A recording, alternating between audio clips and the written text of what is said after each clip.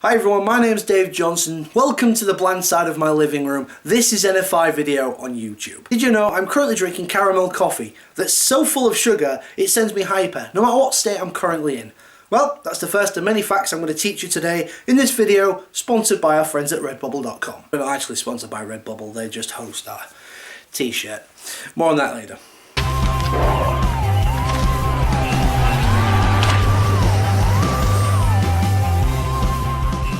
As I probably mention every time I'm on this channel, I don't appear that much anymore, so I think a lot of people don't even know who I am.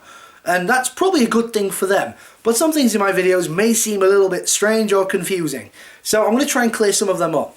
This guy being the first one. This is Drut, and he is literally a farting spider, in that when he moves, he expels gas which propels him forward, even though he does have 6 legs, but proportionally his body is very large and his legs are quite small, so he can't really move an awful lot without gas propulsion. Yeah, but originally he comes from a show called Trapdoor. The horrors that lurk beneath the trapdoor, for there is always something down there, in the dark, waiting to come out. Which was shown in the late 80s, early 90s I believe, here in the UK, and it was a stop clay animation similar to Wallace and Gromit. Plate. Knife.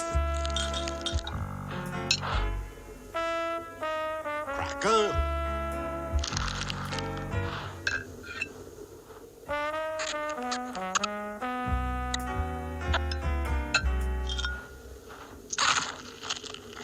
If you've ever seen that, and again that is another British staple programme.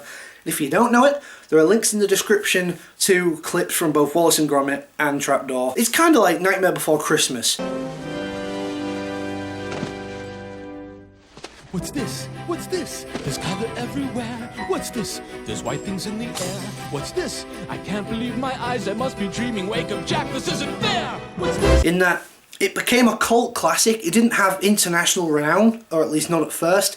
But then as time goes on, it gets a cult following. And this is what Trapdoor and this little guy Drut here had. So you've probably noticed I've not gone the predictable, traditional route of talking about beginnings. Obviously, we're near the new year. And spring is on its way. 2 things that signify new beginnings. And the reason for that is I don't generally agree with New Year. Like New Year's resolutions, I don't really believe in, because I think if you're going to change something about yourself or the world or what's around you or the circumstances, you're going to just change them. You're not going to think, right, well I'm going to do it in 9 months' time because that's when New Year is. If you want to really change something, you're going to do it now and you're going to put effort into it. I think it's just a little bit of an excuse.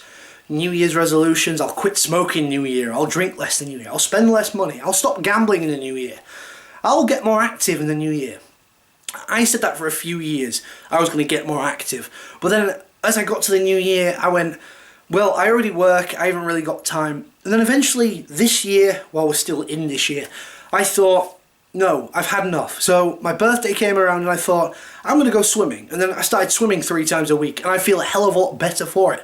But the point is, I've not waited for a certain date. It was coincidental that my birthday happened at the same time as I was thinking, let's go swimming, because I had a week off and I didn't have a lot to do. So I thought, let's give that a go.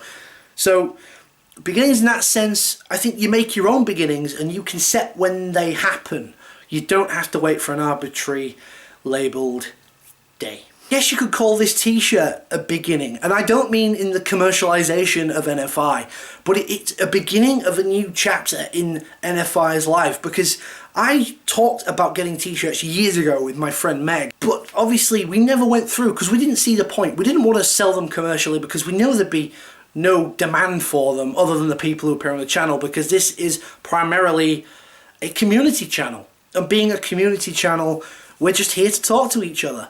So t-shirts was never a thing, but then Pat obviously got the logo redesigned. Our lovely Meg, again, her scrumptiousness, that's another inside joke I'll explain at some point.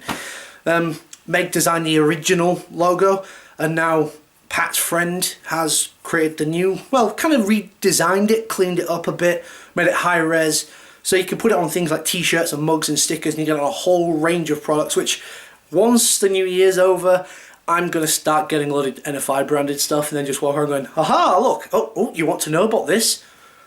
How did you notice I had a t-shirt and a hoodie and a cup and a bag all with the NFI logo on it? Well, since you asked, that probably won't happen. So this video's gone on for long enough already. I've still got to edit the thing, so I'm just going to end by saying, DFTBA, have a great day. I've got to say that was a relief. I didn't actually plan anything for this video.